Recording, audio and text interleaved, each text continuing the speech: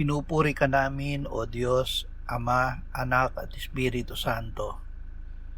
Salamat, Ama, na ibinigay mo sa amin si Jesus na iyong anak, na namatay para sa aming kasalanan, iyong muling binuhay, iniakyat at iniluklok sa iyong kanan sa langit.